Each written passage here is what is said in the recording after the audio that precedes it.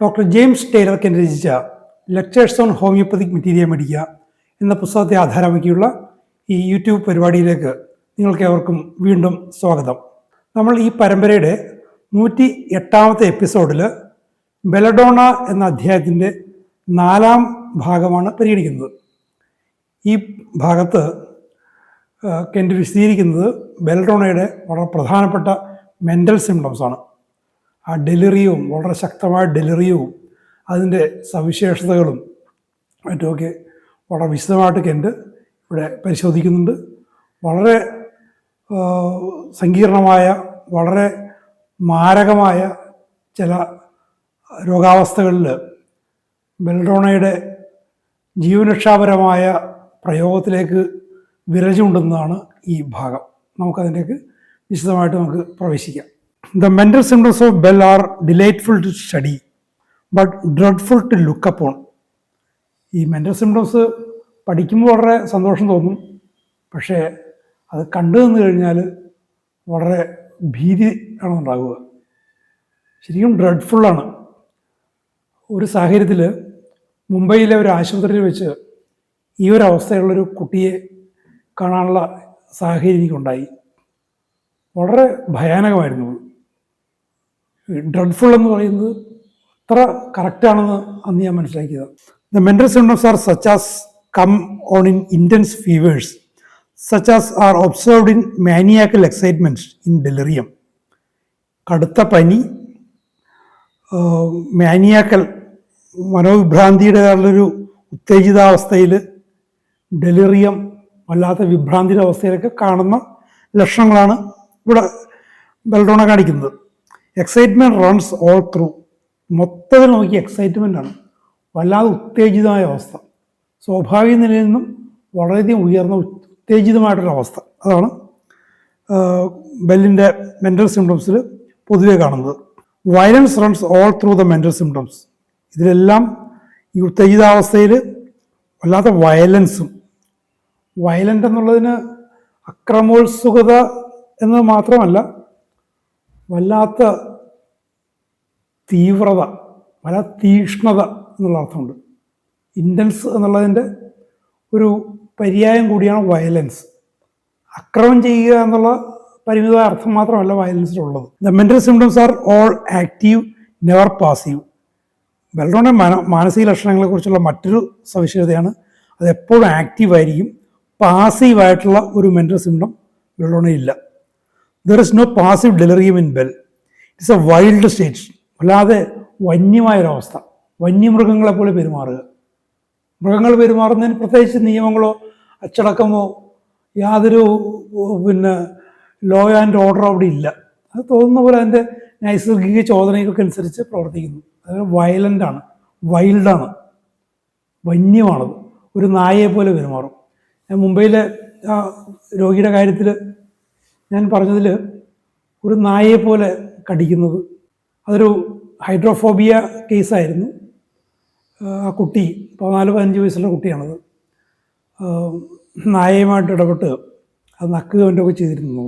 അത് മുറിവിലെല്ലാം നക്കിയതായിരിക്കാം.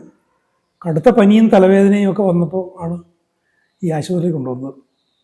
ഇതിൽ പിന്നീട് പറയുന്നത് ഹാമറിങ് പെയിൻസ് എന്നൊക്കെ, അത് ബോധം വരുമ്പോഴൊക്കെ ആ ഹാമറിങ് പെയിൻസ്, തലയിലെ ആ പെയിൻസിനെ കുറിച്ചൊക്കെ അത് പറഞ്ഞിരുന്നു. ഒരു സാഹചര്യത്തിൽ ആശുപത്രിയിൽ ആ സമയത്ത് ഞാൻ പോകാനിടയായിരുന്നു. ആ സമയത്ത് അത് കാണാനിടയായി. കുട്ടിയെ തുണി കൊണ്ട് കൈകാലങ്ങളൊക്കെ ബന്ധിച്ച് കിടത്തിയിരിക്കുകയായിരുന്നു. ഒരു ഒബ്സർവേഷൻസ് റൂമിൽ വേർതിരിച്ചിട്ട് അങ്ങനെ കിടത്തിയിരിക്കുകയായിരുന്നു. It's a wild state. He's wild, striking, biting, tearing things, doing unusual things, doing strange things, doing unexpected thing. പ്രതീക്ഷിക്കാത്ത കാര്യങ്ങൾ. നമുക്ക് ഇന്നത് ചെയ്യും, അടുത്തതായിട്ട് ഇന്നത് ചെയ്യുമെന്ന് നമുക്ക് കണക്കൂടാൻ പറ്റില്ല. തികച്ചും അപ്രതീക്ഷിതമായിട്ടുള്ള കാര്യങ്ങളായിരിക്കും. ഇതിനെ അഴിച്ചുവിടുമ്പോൾ ചാടി വരിക, അങ്ങനെയൊക്കെയുള്ള അവസ്ഥകൾ ഉണ്ടായിട്ടുണ്ട്. He's in A state of excitability. വല്ലാതെ ഉത്തേജിപ്പിക്കപ്പെടാൻ സാധ്യതയുള്ള, അതായത് ചെറിയൊരു പ്രൊവക്കേഷൻ ഉണ്ടായിക്കഴിഞ്ഞാൽ എക്സൈറ്റഡ് ആവും. അങ്ങനെ എക്സൈറ്റബിൾ ആണ്. These mental symptoms that come on during fevers, the delirium and excitement, are very commonly ameliorated by eating a little light food അല്പം light food കഴിച്ചു കഴിഞ്ഞാൽ അമീലറേഷൻ ഉണ്ടാവും, പൊതുവെ അമീലറേഷൻ ഉണ്ടാവും. That is not generally known in ബെൽഡോണയിൽ ഇല്ലാത്തതാണ്. Light food കഴിച്ച അമീലറേഷൻ എന്ന് പറയുന്നത് ബെൽഡോണയിൽ ഇല്ല. പക്ഷേ ഈ പനിയുടെ അവസ്ഥയിൽ വരുന്ന ഈ ഡെലിറിയം, എക്സൈറ്റ്മെൻറ്റ് ഒക്കെ ഒരല്പം ലൈറ്റ് ഫുഡ് കഴിച്ചു കഴിഞ്ഞാൽ അതിന് ശമനം കിട്ടുന്നതായിട്ടുണ്ട്.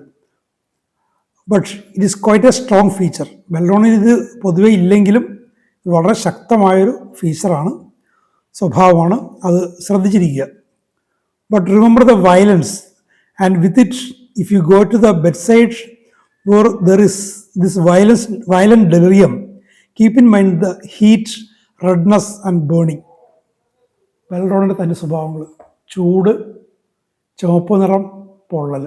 ഇത് മൂന്നും ഞാൻ നേരത്തെ പറഞ്ഞ കുട്ടിയിൽ ഇത് മൂന്നും ഉണ്ടായ കുട്ടിയുടെ കണ്ണ്, ഇടയ്ക്ക് കുട്ടീനെ കണ്ണ് തുറച്ചപ്പോൾ ഇങ്ങനെ ചുവന്ന ലൈറ്റ് തെളിഞ്ഞതുപോലെ അത്രയ്ക്ക് ചുവന്നിരിക്കുകയായിരുന്നു ആ രണ്ട് കണ്ണുകളും. പൊതുവെ ഇത്തിരി നിറമുള്ള കുട്ടിയായിരുന്നു അത്.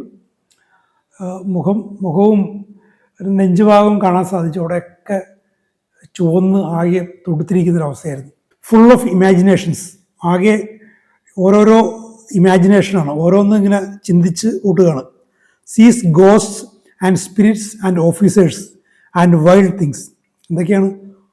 ഈ ഭൂതങ്ങളെ, ആത്മാക്കളെ, സ്പിരിറ്റ്സ്, ദുരാത്മാക്കളോ അങ്ങനെ എന്തെങ്കിലും ആകാം. And officers. ഓഫീസർ എന്ന് പറഞ്ഞാൽ ഇവിടെ ഉദ്യോഗസ്ഥന്മാരെന്നുള്ള അർത്ഥമല്ല, ഒരു സ്പിരിച്വൽ കാര്യങ്ങളോട് ചേർത്ത് പറയുന്നതുകൊണ്ട് മതപുരോഹിതരെയാണ് അവിടെ ഉദ്ദേശിക്കുന്നത്.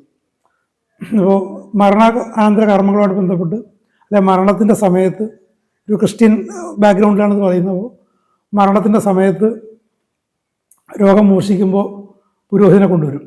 അപ്പോൾ ഒരു മരണാസന ഒരാൾ പുരോഹിതനെ കാണുമ്പോൾ, അന്ത്യകൂദാശ കൊടുക്കാൻ വേണ്ടി പുരോഹിതനെ കാണുമ്പോൾ അയാൾ സ്വന്തം മരണമാണ് മുന്നിൽ കാണുന്നത്. അപ്പോൾ അത് ആ ഒരവസ്ഥയാണ്. ഭൂതങ്ങളെ, ആത്മാക്കളെ, പുരോഹിതന്മാരെ, എല്ലാവിധ വന്യമായ കാര്യങ്ങളെയും കാണുന്നു. നായ്ക്കളെ, സിംഹങ്ങളെയൊക്കെ സ്വപ്നം കാണുന്നൊരവസ്ഥ. In the early part of the fever the delirium is very violent and excitable, but as it pass on he goes to a sleep, a sort of half slumber, a semi comatose state. അപ്പോൾ ഫീവറിൻ്റെ തുടക്കത്തിലാണ്, ആദ്യ ഘട്ടത്തിലാണ് ഈ violence. പിന്നീട് ക്ഷീണിക്കുന്നു, ക്ഷീണിച്ച് പാതി മയക്കത്തിലാവുന്നു, half slumber, പാതി മയങ്ങിയൊരവസ്ഥ, ഒരു ബോധം, പാതി ബോധം നഷ്ടപ്പെട്ടൊരവസ്ഥ. Apparently in a dream and he screams out. സ്വപ്നത്തിലെന്ന പോലെ നമുക്ക് കാണുമ്പോൾ സ്വപ്നത്തിലാണെന്ന് തോന്നും, ആ രോഗി വല്ലാതെ കരഞ്ഞു വിളിക്കുന്നു. Dreams horrible things. ഭയാനകമായ കാര്യങ്ങൾ സ്വപ്നം കാണുന്നു. സീസ് in his dreams the things that he talks about. വ്യക്തി പറയുന്ന കാര്യങ്ങൾ സ്വപ്നത്തിൽ കാണുന്നതാണ്, അല്ലെങ്കിൽ സ്വപ്നത്തിൽ കാണുന്ന കാര്യങ്ങൾ അയാൾ പറയും. ഈ ഞാൻ പറയുന്ന കാര്യത്തിൽ കുട്ടി സിംഹങ്ങളെക്കുറിച്ച് സംസാരിക്കുന്നുണ്ടായിരുന്നു. സിംഹം അലർന്നു മറ്റൊക്കെ. അത് ഹിന്ദിയിലാണ് ആ കുട്ടി പറഞ്ഞുകൊണ്ടിരുന്നത്. അപ്പോൾ എന്താണ് പുലമ്പുന്നതെന്ന് ചോദിച്ചു കഴിഞ്ഞപ്പോൾ എൻ്റെ അമ്മാവൻ ഉണ്ടായിരുന്നു, ഇംഗ്ലീഷ് അല്പം അറിയാവുന്ന ഒരാളാണ്.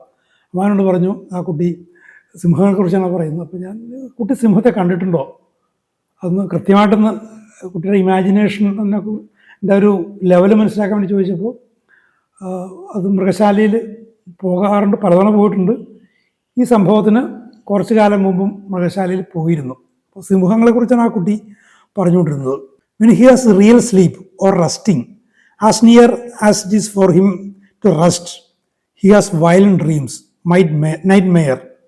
അപ്പോൾ ഈ യഥാർത്ഥ ഉറക്കം വന്നു കഴിഞ്ഞാൽ, നേരത്തെ പാതിമയക്കത്തിൻ്റെ കാര്യമാണ് പറഞ്ഞത്, യഥാർത്ഥ ഉറക്കം വന്നു കഴിഞ്ഞാൽ, ഉറങ്ങിപ്പോയി കഴിഞ്ഞാൽ ദുസ്വപ്നങ്ങൾ കാണുന്നു, ഭയാനകമായ കാര്യങ്ങൾ, ദുസ്വപ്നങ്ങൾ കാണുന്നു. സീസ് തിങ്സ് ഓൺ ഫയർ. തീക്കുണ്ടത്തിൽ നിന്നും ഇങ്ങനെ ദുരാത്മാക്കൾ, വിചിത്ര രൂപികളൊക്കെ വരുന്നതായിട്ട് തോന്നും, തീക്കുണ്ടത്തിൽ നിന്ന് വരുന്നതായിട്ട് തോന്നും. He's in a delirium and in torment. വിഭ്രാന്തിയാണ്, ടോർമെൻറ്റ്, വല്ലാത്ത പീഡ അനുഭവിക്കുന്നുണ്ട്. ശാരീരികവും മാനസികമായി വല്ലാത്ത പീഡ അനുഭവിക്കുന്നുണ്ട്. ടോർമെൻറ്റ്, കടുത്ത മനോവ്യഥ അനുഭവിക്കുന്നുണ്ട്.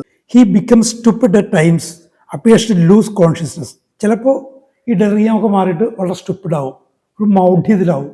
ഇങ്ങനെ ചോദിച്ചാൽ എന്താണെന്ന് അറിയില്ലാതെ ഇങ്ങനെ ഒരു വിഡ്ഢിയുടെ പോലെ ഉള്ള ഒരു പെരുമാറ്റം. പിന്നെ അത് വൈൽഡും ആകും, ബോധം നഷ്ടപ്പെടുന്ന അവസ്ഥ ഉണ്ടാകാം. Loses the memory of all things and then becomes wild. പിന്നെ എല്ലാം മറന്നുപോയി, ഓർമ്മയുണ്ടായിരുന്ന കാര്യങ്ങളെല്ലാം മറന്നു പോകുന്നു, വീണ്ടും വന്യമായൊരവസ്ഥയിലേക്ക് എത്തുന്നു. His delirium goes on when he appears to be sleeping. ഉറക്കത്തിലും ഈ ഡെലിറിയം കാണാം, ഉറക്കത്തിലും കാണാം. These symptoms often occur with cerebral congestion, the violent cerebral congestion of the infant. ശിശുക്കളിലുള്ള വളരെ ശക്തമായ സെറിബ്രൽ കഞ്ചഷനോട് കൂടിച്ചേർന്നാണ് ഇത് കൂടുതൽ കാണുന്നത്. If they are old enough to talk, they will talk about hammering in the head. ഈ കുട്ടി ശിശുക്കളിലാണ് കാണുന്നത്, പക്ഷെ കാര്യങ്ങൾ സ്വന്തം അനുഭവങ്ങൾ പറയാൻ പറ്റുന്ന ഒരു അവസ്ഥയിലായിക്കഴിഞ്ഞാൽ ഈ തലയിലെ ഹാമറിങ്, ചുറ്റി കൊണ്ടടിക്കുന്ന പോലുള്ള ഒരവസ്ഥയെക്കുറിച്ച് ആ കുട്ടി പറയും. In bell the infant also commonly remains in a profound stupor. The profound stupor that goes with the congestion of the brain, pupils dilated, skin hot and dry, face red, throbbing carotids. തലച്ചോറിൻ്റെ കഞ്ചഷനുമായിട്ട് ബന്ധപ്പെട്ടാണ് ഈ സ്റ്റുപ്പറും മറ്റുമൊക്കെ ആ ഒരു മന്ദിച്ച് മാന്ദ്യാവസ്ഥയൊക്കെ വരുന്നത്. കൃഷ്ണമണികളിങ്ങനെ deleted അവസ്ഥയിലാവുന്നു, തൊലി ചുവന്ന് ഉണങ്ങിയ അവസ്ഥയിലാവുന്നു, ചൂടല്ലാതെ പൊള്ളുന്ന അവസ്ഥയിലാവുന്നു, മുഖം ചുവക്കുന്നു, ത്രോബിങ് കരോട്ടിഡ്സ്.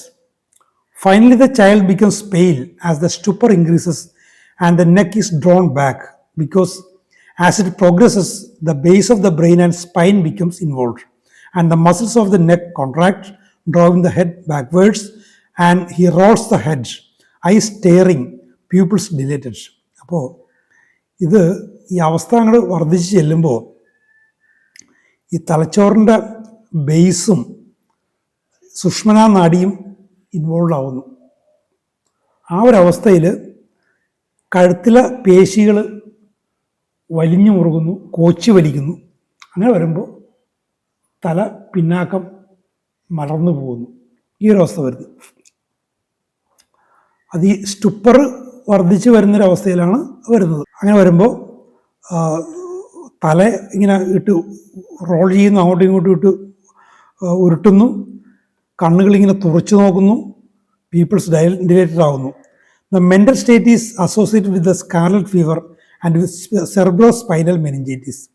അപ്പോൾ സ്കാർലറ്റ് ഫീവറുമായിട്ട് ബന്ധപ്പെട്ട് സെർബ്രോ സ്പൈനൽ മെനിഞ്ചൈറ്റീസുമായിട്ട് ബന്ധപ്പെട്ട് ഈ അവസ്ഥ ഉണ്ടാകുന്നുണ്ട്. ഞാൻ നേരത്തെ പറഞ്ഞത് പേവിഷബാധ ഉണ്ടായ ഒരു കുട്ടിയുടെ കാര്യമാണ്. അത് എൻ്റെ ആ കാര്യം പറയുന്നില്ല, പക്ഷേ ആ കുട്ടിയുടെ കാര്യത്തിൽ ഞാനവിടെ ഹോസ്പിറ്റലിൽ പോയത് എൻ്റെ ഒരു സുഹൃത്തൊരു ഡോക്ടർ ദേവേന്ദ്ര വോറ എന്ന് പറയുന്നൊരു അക്യൂപ്രഷർ തെറാപ്പിയുടെ ഒരു വലിയൊരു വിദഗ്ധൻ. അദ്ദേഹത്തിൻ്റെ ഒരു പുസ്തകം ഹെൽത്ത് ഇൻ യുവർ ഹാൻഡ്സ് എന്നുള്ള പുസ്തകം ഞാൻ 91 മറ്റോ വിവർത്തനം ചെയ്തിട്ടുണ്ട്. ഞങ്ങൾ സുഹൃത്തുക്കളാണ്. 2003 അദ്ദേഹം പ്രായമായി, അദ്ദേഹം ബിസിനസ്സുകാരനായിരുന്നു, ടെക്സ്റ്റൈൽ എക്സ്പോർട്ടറായിരുന്നു, മുംബൈയിൽ സെറ്റിൽ ചെയ്ത ഗുജറാത്തിയാണ് അദ്ദേഹം. അപ്പോൾ അദ്ദേഹത്തിൻ്റെ കരിയറൊക്കെ അവസാനിപ്പിക്കുന്ന സമയത്ത് അദ്ദേഹത്തിൻ്റെ ഡിസൈപ്പിൾസിനെ കുറേ പേര് വിളിച്ചിട്ട് ഒരാഴ്ച ഈ അക്യൂപ്രഷർ തെറാപ്പിയിലൊരു ട്രെയിനിങ് തന്നു. അപ്പോൾ ഞാൻ ആ കൂട്ടത്തിൽ പെട്ടതല്ലെങ്കിലും അദ്ദേഹത്തിൻ്റെ വിവർത്തകനായതുകൊണ്ട് എന്നെയും വിളിച്ചിരുന്നു. ഈ ഒരാഴ്ചയുടെ കോഴ്സിൻ്റെ അവസാനം ഈ ആശുപത്രിയിൽ, അദ്ദേഹത്തിന് ബന്ധമുണ്ട്, ആശുപത്രിയിൽ പ്രസവം, സ്വാഭാവിക പ്രസവം കിട്ടാതെ ബുദ്ധിമുട്ടുന്ന സ്ത്രീകളിൽ ഈ അക്യൂപ്രഷർ തെറാപ്പി പ്രയോഗിക്കുന്നത് ഞങ്ങളെ കാണിക്കാൻ വേണ്ടി കൊണ്ടുപോയതാണ്. അദ്ദേഹത്തിനെ സാറിന് വിളിക്കാറുണ്ട്. പ്രസവം ബുദ്ധിമുട്ടാകുമ്പോൾ അദ്ദേഹം ഒരു അക്യൂപ്രഷർ തെറാപ്പിയിൽ ഇങ്ങനെ ചീർപ്പ് ഉപയോഗിച്ച് ഇങ്ങനെ കയ്യിലിങ്ങനെ റബ്ബ് ചെയ്തിട്ട് സ്വാഭാവിക പ്രസവം ഇൻഡ്യൂസ് ചെയ്യുന്നൊരു രീതി അദ്ദേഹത്തിനുണ്ട്. വളരെ വിജയകരമായിട്ട് ചെയ്യും. ഞങ്ങൾ ഡെമോൺസ്ട്രേഷനും രാവിലെ മുതൽ പല കേസുകളും ഞങ്ങൾ കണ്ടായിരുന്നു. വൈകുന്നേരം ആയപ്പോഴാണ് ഈ കുട്ടി വന്നത്. അപ്പോൾ അവിടുത്തെ ഒരു യങ് ഫിസീഷ്യൻ്റെ ബന്ധുവായിരുന്നു ഈ കുട്ടി. അപ്പോൾ രക്ഷപ്പെടുത്താൻ പറ്റില്ല, റാബീസാണെന്ന് മനസ്സിലായി.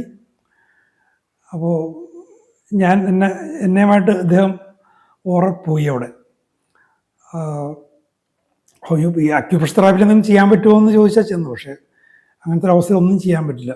പക്ഷേ ഒരു ഹോമിയോപ്പതി ഡോക്ടറെ കൊണ്ടുവരികയും അദ്ദേഹം ബെല്ലഡോണയാണ് കൊടുത്തത്. ഞാനും കൂടി കേസ് ടേക്കിങ്ങിനൊന്ന് സഹകരിക്കുകയുണ്ടായി. ലക്ഷണങ്ങളൊക്കെ ഒന്ന് ചോദിച്ച് മനസ്സിലാക്കി. ബെൽഡോണ വളരെ ടിപ്പിക്കലായിരുന്നു. ലോവർ പൊട്ടൻസിയാണ് കൊടുത്തത്, സെൻറ്റസ്മെല്ലോ മറ്റോ. റിലീഫ് കണ്ടു. ഒന്ന് വീണ്ടും ഒന്ന് കഴിഞ്ഞപ്പോൾ ഒന്ന് അരമണിക്കൂർ കഴിഞ്ഞ് ഒന്നുകൂടെ റിപ്പീറ്റ് ചെയ്തു അത്. പക്ഷേ എനിക്ക് പോരാനുള്ള സമയമായിരുന്നു, ഞാൻ പോരുകയും ചെയ്തു. പിറ്റേ ദിവസം ഡോക്ടർ വോറ എന്നെ വിളിച്ചു. കുട്ടി മരിച്ചുപോയി എന്നുള്ള കാര്യം പറയാൻ വിളിച്ചതാണ്. പക്ഷേ കുട്ടിക്ക് പിന്നീട് പിറ്റേ ദിവസം ഒന്ന് രാത്രിയും നല്ല റിലീഫുണ്ടായി. കുട്ടി സുബോധത്തോടെ കൂടുതൽ നേരം സംസാരിച്ചു.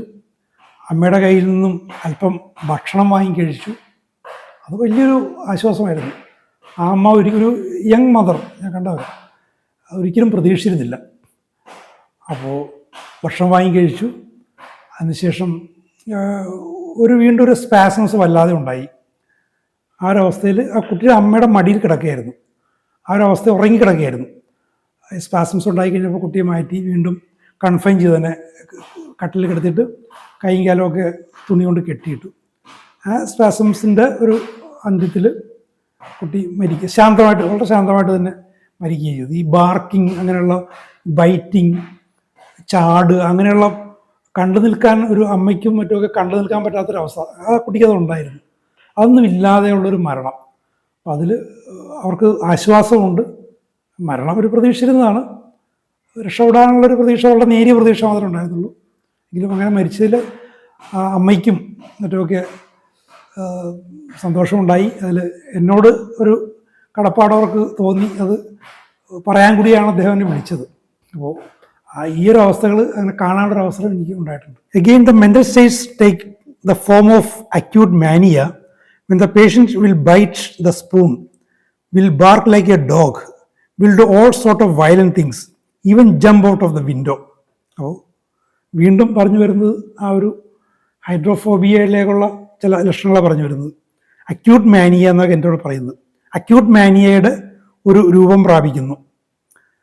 സ്പൂൺ ഭക്ഷണം കൊടുത്താൽ സ്പൂണിൽ കടിക്കും, നായയെപ്പോലെ കുരയ്ക്കും, വന്യമായ എല്ലാ കാര്യങ്ങളും ചെയ്യും. Even jump out of the window, അഴിച്ചു വിട്ട് കഴിഞ്ഞാൽ ജനലിലൂടെ ചാടിപ്പോവാൻ നോക്കും. ഈ കുട്ടി ഒരു ഘട്ടത്തിലൊന്ന് അഴിച്ചുവിടാൻ ആവശ്യപ്പെട്ടിരുന്ന അഴിച്ചായിരുന്നു. ഇതിനൊരു ഒബ്സർവേഷൻ റൂമിൽ കുട്ടിക്ക് അധികം പൊക്കമില്ല. അപ്പോൾ കുറേ ഈ സ്ട്രക്ചറുകൾ 4-5 ചേർത്ത് കെട്ടി വെച്ചൊരു ഒരു കൺഫൈൻഡ് സ്പേസ് ഉണ്ടാക്കിയിട്ട് അവിടെയാണ് കുട്ടിയെ കിടത്തിയിരുന്നത്. ഒരു 4 പാളി ജനലും ഉണ്ടായിരുന്നു, ക്ലോസ്ഡാണ്. അഴിച്ചുവിട്ട സമയത്ത് ഈ കുട്ടി പോയിട്ട് ഈ ജനലിൽ ചാടിക്കയറാൻ നോക്കിയിട്ട് ഈ ജനൽ കമ്പികൾ കടിക്കുന്നത് ഒരു ദൃശ്യം ഉണ്ടായിരുന്നു, വല്ലാതെ കടിക്കുന്നൊരു ദൃശ്യം. കുറച്ച് കഴിഞ്ഞപ്പോഴേക്കും ആ ഒരു അർദ്ധബോധാവസ്ഥയിലേക്ക് കുട്ടി പോവുകയും കിടക്കുകയും ചെയ്തിരുന്നു. He has to be restrained, put in a straitjacket. Straitjacket എന്ന് പറയുന്നത് പണ്ടൊക്കെ ഈ മനോരോഗികളെയും ഇതേപോലെ പേവിഷബാധ ഏറ്റവരെയൊക്കെ കിടന്നൊരു ചട്ടമാണ്. അതിലേക്ക് ഒരു ഇരുമ്പും തുകലൊക്കെ കൊണ്ടുണ്ടാക്കിയ ഒരു മനുഷ്യരൂപത്തിലുള്ളൊരു ഫ്രെയിമാണ്. അതിൽ കിടത്തിയിട്ട് അത് നെട്ടും കിട്ടും മുറുക്കി വേണം ലോക്ക് ചെയ്യാം. ലോക്ക് കഴിഞ്ഞാൽ കൈയും കാലും നനക്കാതെ കിടക്കും. അതിനാണ് സ്ട്രൈറ്റ് ജാക്കറ്റ് എന്ന് പറയുന്നത്. The face is red and the skin is hot and the patient at times says that he burns all over. ശരീരം മുഴുവൻ പൊള്ളുന്നു മാതിരി. Or that the head burns and the head is very hot. തലവല്ലാതെ പൊള്ളുന്നു, തലവല്ലാതെ ചൂടായിരിക്കുന്നു.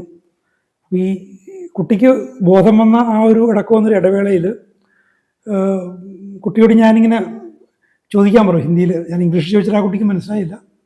ഹിന്ദിയിൽ ചോദിക്കാൻ പറഞ്ഞപ്പോൾ പൊള്ളലുണ്ടോ എന്ന് വെച്ചാൽ വല്ലാതെ പൊള്ളുന്നുണ്ട്.